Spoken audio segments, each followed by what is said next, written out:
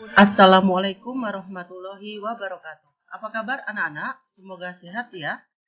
Kesempatan ini kita akan belajar tentang teknologi ramah lingkungan serta tanah dan keberlangsungan kehidupan.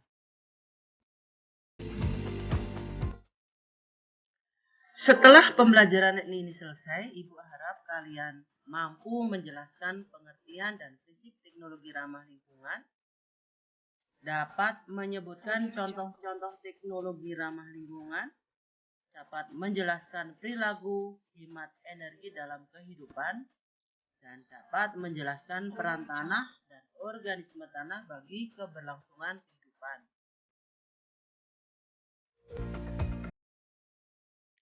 Teknologi ramah lingkungan merupakan bentuk penerapan teknologi yang memperhatikan prinsip-prinsip pelestarian lingkungan dengan tujuan untuk memberi kemudahan dan pemenuhan kebutuhan manusia, menghasilkan berbagai produk dan jasa untuk kepentingan manusia dengan memanfaatkan sumber daya alam yang dapat diperbaharui dan tidak menghasilkan limbah yang membahayakan lingkungan.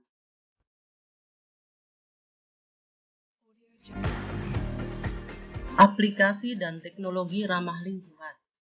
Jadi teknologi ini dapat diterapkan dalam beberapa bidang. Di antaranya adalah bidang energi. Yang pertama, biofuel. Jadi, biofuel merupakan teknologi penyedia energi alternatif dengan menggunakan sumber daya alam yang dapat diperbaharui. Biofuel berasal dari bahan-bahan organik. Jadi, kalau biofuel itu dapat diolah langsung dari bahan-bahan organik seperti tumbuh-tumbuhan. Tetapi kalau bahan bakar fosil itu berasal dari hewan atau tumbuhan yang telah mati selama jutaan tahun yang lalu. Kemudian ada yang namanya biogas. Biogas merupakan jenis bahan bakar alternatif yang saat ini sudah banyak digunakan sebagai bahan bakar untuk kebutuhan rumah tangga di Indonesia. Biogas diperoleh dari proses fermentasi bahan-bahan organik oleh bakteri anaerob atau bakteri yang hidup di lingkungan tanpa oksigen. Jadi teknik pembuatan biogas ini sangat sederhana ya. Kalian bisa lihat di dalam buku paket. Kemudian ada yang namanya sel surya. Jadi sel surya ini mengubah energi matahari menjadi energi listrik dengan menggunakan fotovoltaik atau PV cell. Kemudian ada yang namanya lagi adalah pembangkit listrik tenaga air. Jadi tenaga air menggunakan energi gerak atau energi kinetik dari aliran air untuk menghasilkan listrik. Siklus air dari hydropower diawali adanya evaporasi atau penguapan air yang kemudian membentuk awan dan hujan.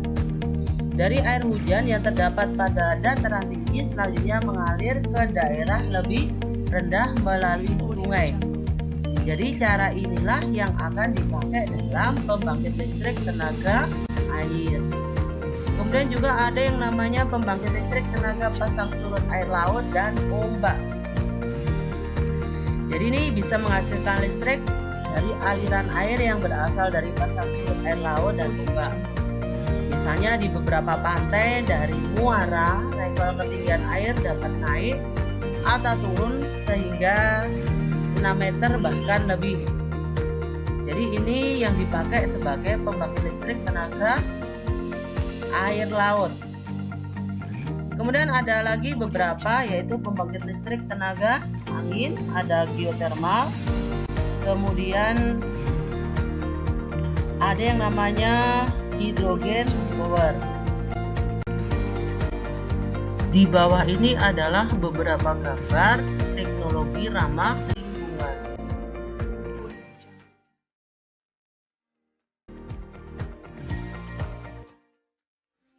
Penggunaan teknologi ramah lingkungan yang kedua adalah bidang transportasi. Contohnya kendaraan hidrogen, mobil surya, mobil listrik, dan sepeda. Kemudian pada lingkungan ada yang namanya biopori yang dikenal dengan istilah teknologi lubang resapan, merupakan teknik untuk membuat wilayah resapan air hujan. Teknik biopori memiliki prinsip yang sama dengan sumur resapan. Namun teknik ini diterapkan dengan menyediakan area yang dibuat berlubang-lubang kecil yang nantinya akan menyerap air hujan dan kemudian disalurkan ke dalam tempat penampungan air. Biopori sangat bermanfaat bagi pelestarian keseimbangan lingkungan. Selanjutnya ada yang namanya fitoremediasi. Merupakan salah satu bentuk penggunaan tumbuhan untuk menghilangkan, memindahkan, menstabilkan atau menghancurkan bahan penyembar, baik itu senyawa organik maupun anorganik. Melalui fitoremediasi ini, polutan atau zat penyebab polusi seperti logam berat, pestisida, minyak, zat lain yang mengotori tanah, air atau udara dapat dikurangi bahkan dihilangkan. Kemudian ada yang namanya lagi toilet pengompos.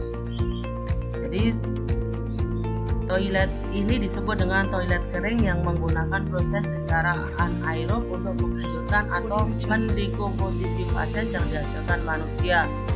Kemudian ada teknologi pemurnian air. Ada dua, yaitu teknologi pemurnian air secara sederhana dan teknologi osmosis balik. Berikut ini merupakan perilaku hemat energi dalam keseharian yang bisa kalian kerjakan di rumah.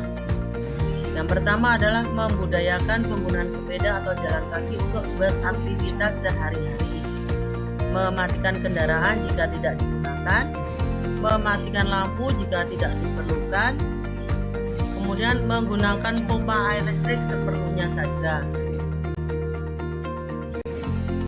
Jika menggunakan kendaraan, sebaiknya berangkat lebih pagi agar terhindar dari macet. Memilih peralatan rumah tangga yang hemat energi. Jangan buang kertas-kertas bekas begitu saja. Dan menggunakan air secukupnya saat mandi dan mencuci. Teknologi yang tidak ramah lingkungan. Jadi, teknologi tersebut menghasilkan sisa-sisa atau limbah yang dapat membahayakan lingkungan. Sumber energi yang digunakan adalah sumber energi yang tidak dapat diperbaharui atau kurang memperhatikan kelestarian lingkungan. Ada dua contoh, yang pertama pengolahan minyak bumi dan teknologi pengolahan batu bara. Tanah dan keberlangsungan kehidupan ini merupakan bab selanjutnya atau bab terakhir dari pelajaran biologi pada semester 2. Jadi, tanah merupakan komponen penting bagi keberlangsungan kehidupan di bumi. Tumbuhan memperoleh air dan nutrisi dari tanah, kemudian mengolahnya sehingga dapat dimanfaatkan oleh organisme lain termasuk manusia.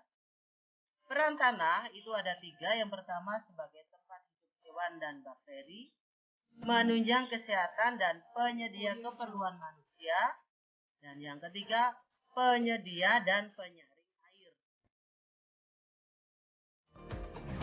Peran organisme tanah.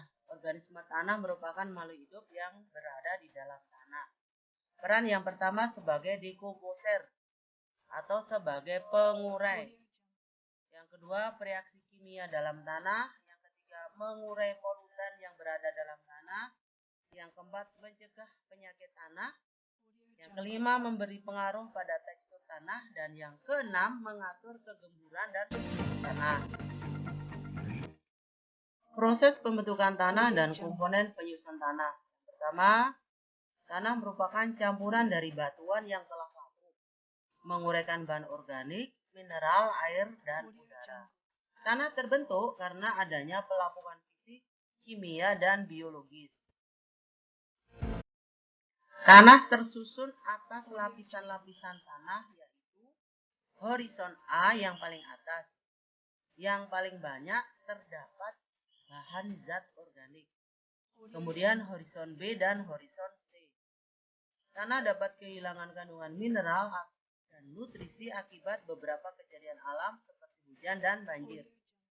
Upaya untuk menjaga agar tanah tidak kehilangan nutrisinya diantaranya adalah reboisasi dan terasering. Tanah digolongkan menjadi 3, yaitu tanah lempung, tanah pasir, dan tanah liat. Perhatikan gambar komposisi tanah di bawah ini. Berikut ini merupakan komponen-komponen penyusun tanah. Yang pertama, batuan. Batuan merupakan bahan padat yang terbentuk secara alami yang tersusun dari campuran mineral dan senyawa dengan berbagai komposisi.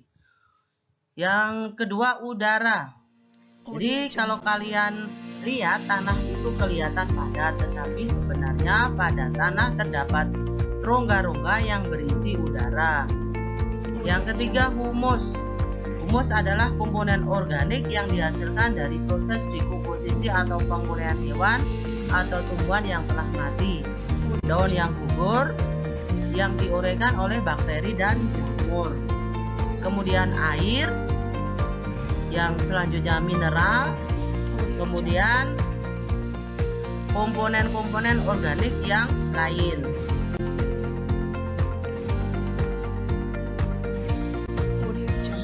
Demikianlah materi kali ini. Sebelumnya, kerjakanlah soal di bawah ini. Ada 3 soal ya. Untuk nomor 1, merupakan soal yang mempunyai nilai keterampilan. Untuk nomor 2 dan 3, soal yang mempunyai nilai pengetahuan. Saya akhiri. Assalamualaikum warahmatullahi wabarakatuh. Semoga kalian sehat selalu.